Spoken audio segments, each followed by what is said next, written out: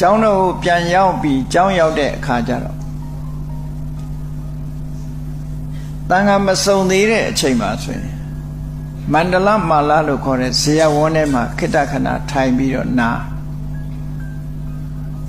တန်ခါတွေအလုံးဆုံးလာပြီဆိုတဲ့အချိန်မှာတချို့တန်ခါတွေကမြတ်စွာဘုရားကိုကမ္မထမ်းမေးကြတယ်မြို့ထဲကအတွေ့အကြုံတွေရှောက်ကြတယ်မြင်ခဲ့တာတွေပြန်လျှောက်ထားတော့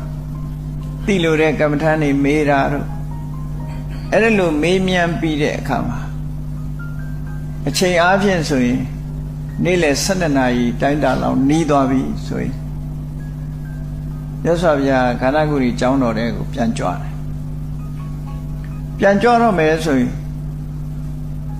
ကျောင်းတော်အဝင်တကားနီးမှာခြေဆေးဖို့ရဆင်းသင်းလောက်တာမြတ်စွာဘုရားဟာဖဏတ်စည်းတာမဟုတ်ဘူးနော်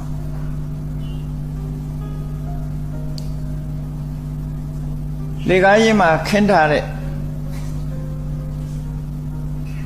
ကတင်မှာထိုင်ပြီးတော့ခြေဆေးတယ်ခြေဆေးနေတဲ့အချိန်မှာရဟန်းတန်ဃာတွေကလာပြီးတော့အနိနာကနေဝကျွငယ်ပြုကြအဲ့ဒီအချိန်မှာယဟန်တန်ဃာတွေကိုနေတိုင်းဆုံးမဩဝါဒပေးတာရှိတယ်အပမဒိနဘိခဝေတံပါဒိဋ္ဌာအပမဒဆိုတဲ့တတိတရားနဲ့ပြည့်စုံအောင်နေကြဘုရားပါတော်ဒုံလဘောလောကသမိလောကမှာဖျားပွင့်တဲ့အချိန်ဆိုတာအမြဲတမ်းရခဲ့တယ်မနုဿတ္တဘာဝဒုံလဘောလူဖြစ်ဆိုတာလည်းအမြဲတမ်းရခဲ့တယ်ဒုံလဘတရာတံပတ္တိတရာနဲ့ပြည့်စုံမှုဆိုတာလည်းအမြဲတမ်းရခဲ့တယ်အဲ့ဒီနေရာမှာဒုံလဘတံပတ္တိဆိုတဲ့စကားလုံးလည်းရှိတယ်တံပတ္တိဆိုတာမျက်စိနာနာလျာကိုအင်္ဂါရက်တွေပြည့်စုံတဲ့ဘဝဆိုတာလည်းအမှန်တမ်း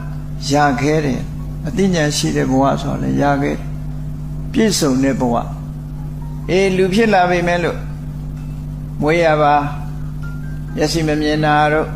မွေးရပါနားမကြားတာတို့ဒါမျိုးတွေရှိသေးတာတံပတ္တိလို့ဆိုတဲ့ရုပ်ဆင်းအင်္ဂါနဲ့လည်းပြည့်စုံတယ်